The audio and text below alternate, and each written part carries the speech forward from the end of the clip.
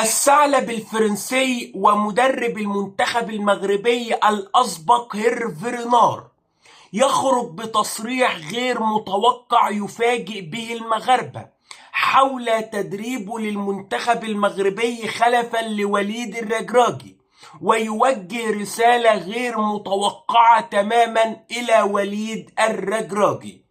ولكن قبل الدخول في التفاصيل، لو كنت من عشاق ومحبي النجوم المغاربة والمنتخب المغربي، فضلا وليس أمرا الضغط على زر اللايك وزر الاشتراك، ولا تنسى تفعيل زر الجرس حتى يصلك كل جديدنا خلال الفترة القادمة. تحدث اليوم المدرب الفرنسي الكبير هيرفي رينار لصحيفة ليكيب الفرنسية حول الأخبار المنتشرة خلال الآونة الأخيرة على أنه سيتولى تدريب المنتخب المغربي خلفا لوليد الركراكي.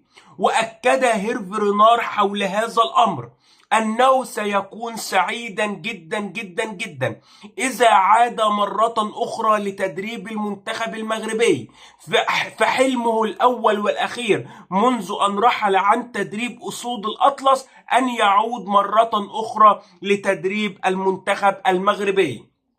وتابع هيرفي رينار تصريحاته قائلا: لم يتواصل أحد معي من الجامعة الملكية المغربية لكرة القدم، ولكنني أتابع مثلكم الأخبار على الصحف الرياضية. وليد الركراكي مدرب مميز للغاية، قدم الكثير للمنتخب المغربي وما زال لديه الكثير والكثير ليقدمه.